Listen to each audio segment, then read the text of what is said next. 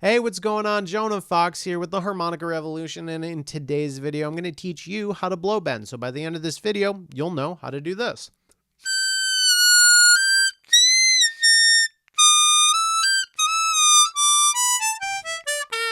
Okay, so you're going to know how to blow bend in the high octave. Now, if you are unfamiliar with blow bending, let's just first talk about that as a skill. Draw bending, which is the lower octave equivalent, is when you're taking one of the lower notes on your harmonica. Let's say 4 draw on the draw note. That's the higher of the two holes. Okay, so there's C on the blow and D on the draw. C and D. And then we're taking the higher of those two holes, the D, and we're dropping the pitch by reducing the amount of space that's in our mouth, kind of like a slide whistle. Like, have you ever seen a slide whistle? It's those things that you pull out, goes, okay? So what's happening? As the chamber in the slide whistle gets bigger, the pitch gets a little bit lower. And so that's going to be the same case with this. We're going to take the notes that can bend, and we're going to make that air chamber in our mouth a little bit bigger, and the result is that the note is going to bend. Now, this is going to be the idea for draw bending, but of course, we're going to be focusing on blow bending in this video specifically. So there's going to be 3 steps that we need to go through here. First, we're going to need to understand the mechanics of blow bends, like what's actually happening, and then we're going to need to practice the motion until we get it, and then we're going to need to practice blow bending in real music. And so let's go through these different things. All right, so you're going to want to learn your blow bends because they're going to add some bluesy character to your playing. And there's one thing I didn't mention here I just want to bring up. As a utility, blow bends are really good for unsticking stuck reeds in the high octave. So if you play harmonica for a while, sometimes this is because of too much spit as you play. Sometimes there's other reasons, but very often your reeds, especially in the high octave, are going to get stuck. So like you might want to play, let's say 9 draw, but nothing will come out. It'll just get stuck, right? Now, the general trick for getting reeds unstuck is to bend. Like, so if your draw reed is gunked up, you're going to do some blow bends, and with a couple blow bends, you should be able to test out that draw note, and then very often your reed will get unstuck. So even just as a utility to make the harmonica easier to play, more useful in the longer term, blow bends are really essential to go and pick up. Now, one thing about blow bends is that they make your playing more expressive in the high octave. It adds a bit of that bluesy character, because I think like normal high octave harmonica playing, it's kind of sterile, isn't it? Like,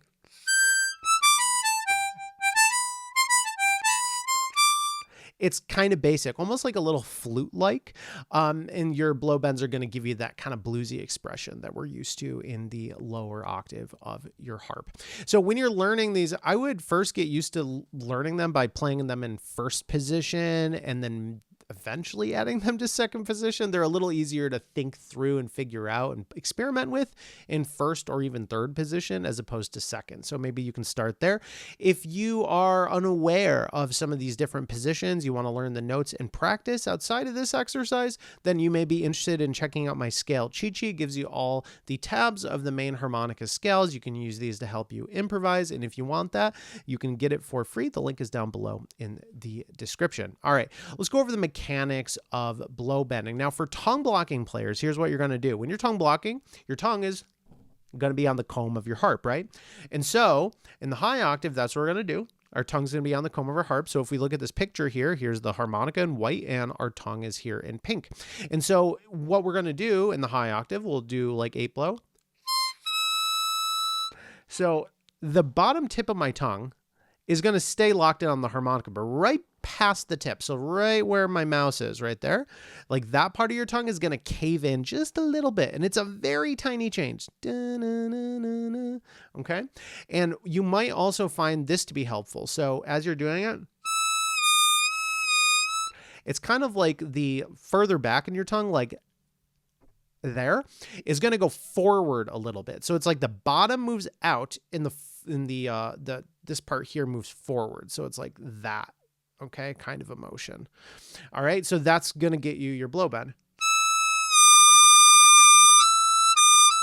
Now, I want to be a little bit more clear for a second about the depth of that bend. Now, when you're doing your draw bends, your tongue is going to majorly collapse. Okay? When you're doing your blow bends, it's more of like that. Very, very minor change. Okay, so this diagram shows what this is like for tongue blocking players. Now for pucker players, it's going to be more like this. So your tongue's going to be just hanging in your mouth as normal.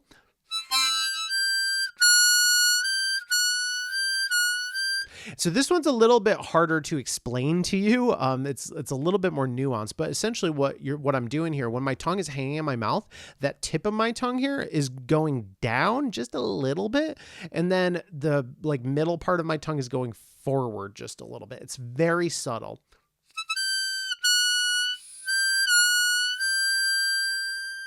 So that's essentially what's happening mechanically, but that might not be enough for you. So let me show you a couple other steps here that might help. So I have a bending exercise here. I usually teach this for drop bends in the lower octave, but I'm going to give you the modified version for your blow bends.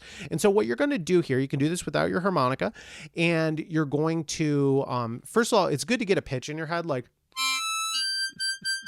na, na, na, na, and you can even sing it, okay? Now, you're going to pucker your lips, okay? Your tongue is either going to go on your bottom row of teeth, or it's just going to hang in your mouth like normal, like if you're a puckering player, okay? So if you're a tongue blocking player, bottom row of teeth kind of simulates your tongue being on the comb. If you're a puckering player, just leave your tongue hanging in your mouth. And we're going to go with our mouth a little puckered, like the... We're going to go E, oo, E, okay?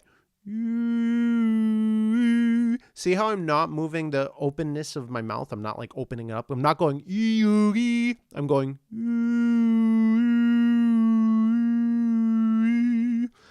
what essentially I'm doing there is the air is going to be supplied by vocals, right? And then I'm changing the angle of my tongue to make that bend, but just happening on a vocal level. So I'm telling you, it's exactly the same thing as bending on your harmonica. It's the exact same thing. So if you can work it out as an exercise and get that sounding good, then when you go and try this on your harp, it's going to come pretty naturally. So that's what I would practice particularly. So mouth open a little bit. Okay.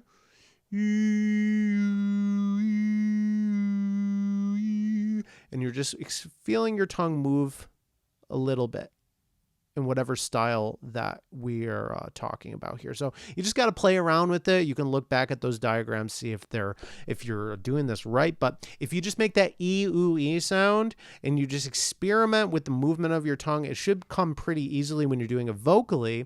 Then you pick up your harmonica. So I wouldn't try this first at hole 7 because there really isn't a new pitch to bend to. So we're really going to focus on 8, 9, and 10. So I'm going to pick hole 8. Okay, so you're going to go there and you're just going to go E, U, E, and you're going to try to do the same exact motion that you did in the exercise.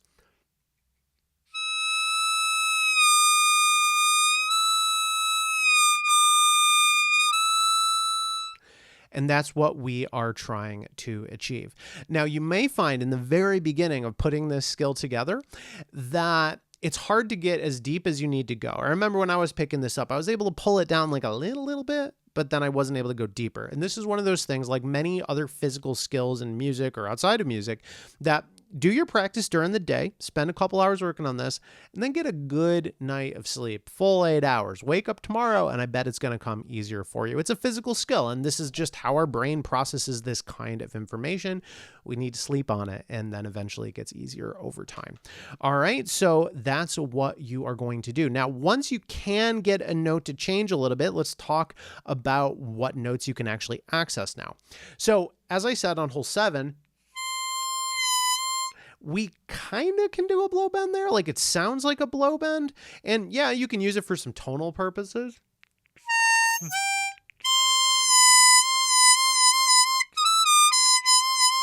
But it doesn't really give you a new pitch there. What it's really doing is you're getting a micro bend because the notes there on hole 7 on a C harp, on 7 draw you have a B, On 7 below, you have a C. And so there isn't like a half step between those two notes, B and C. And so all you're able to do is pull the C down a little closer to the B, and we call that a microtonal bend. So we can do that on hole 7. It's really not that important. Could change your tone a little bit, could be worth using at some points, but it's not a big deal. It's kind of like draw bending on hole 5.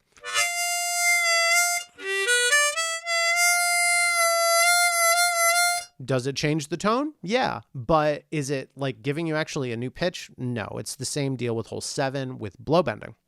So really where you get the new pitches are going to be 8, 9, and 10. So on 8, right there, we have a D sharp. So that's the note a half step below 8 below. Okay. And this could be useful like if you are playing the major pentatonic scale.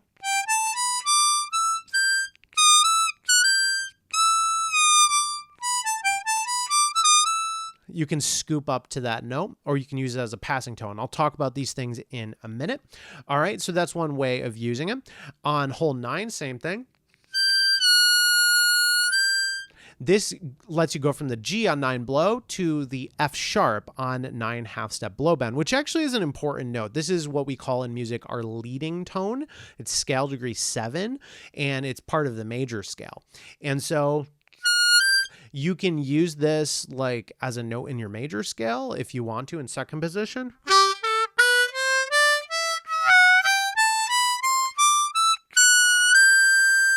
So it can serve as like its own note there, or it could just be a nice thing to like hit that bend. And it creates a little bit of tension before it resolves to that higher pitch. Okay, so it's kind of going up. It's pulling into that G note on 9 below. And it could be just a cool little flair that you can throw in there. On hole 10, we have 10 whole step blow bend.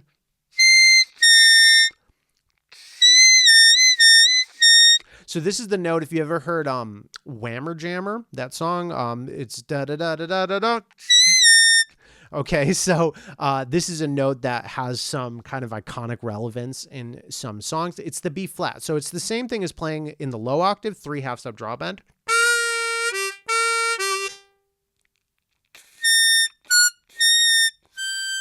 Okay, so you can use it just as like a normal note of like your blues scale in the high octave, or sometimes you'll just use it to bend up to 10 blow. Okay, having that nice scoop up there. You can also play 10 half step blow bend here. And this gives you the B, or I'm sorry, this gives you, yeah, the B. So it's right below the pitch of the C. Could be useful in first position, but it's hard to hit. I don't know if I'll be able to do it. Let's try it.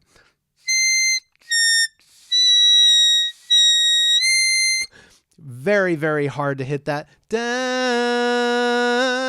kind of note. But if you can do it, I mean, it has some use at least playing the major scale in first position.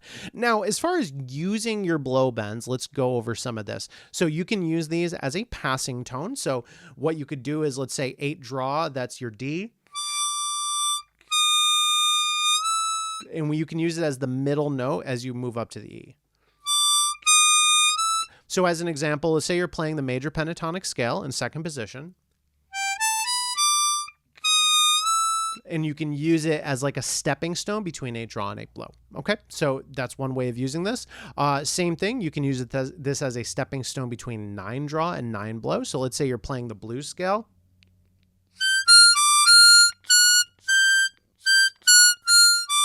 You can use it as like a stepping stone note there.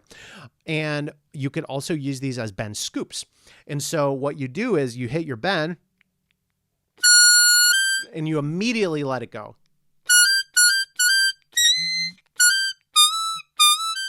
So you can create like little licks like this maybe. That's 8 half step blow bend, 8 blow, 9 blow.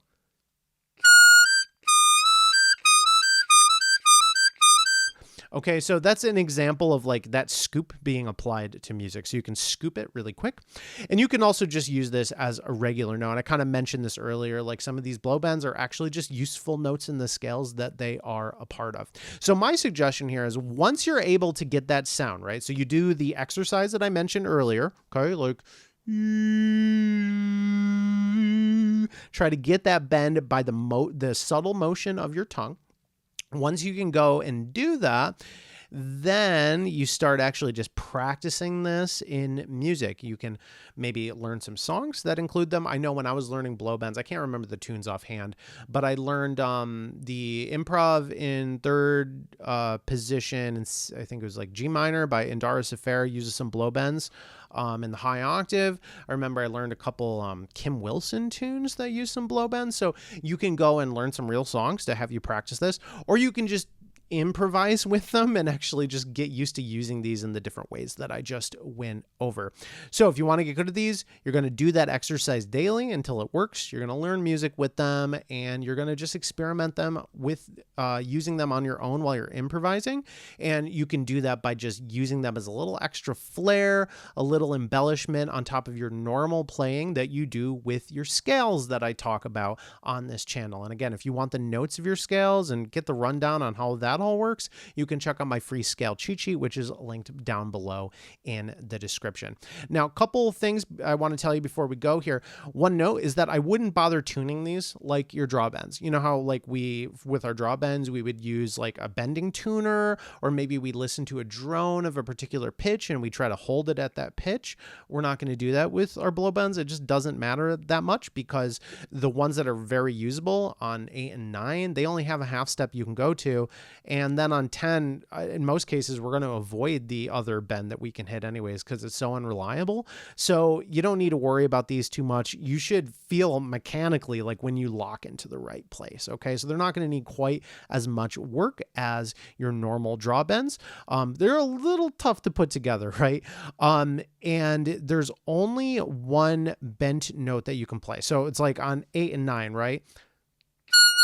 Because there's that only that one bend there, it's pretty easy to find and just get good at it. So that's how you go and blow bend. Try this exercise out. Try actually using it as you improvise, and I hope it works for you. So good luck learning how to blow bend, and I think you should watch this video next if you want to pick up another essential harmonica skill. And that one we're talking about vibrato. So if you want to learn that, watch that video, and then I'll see you in the next one. Peace.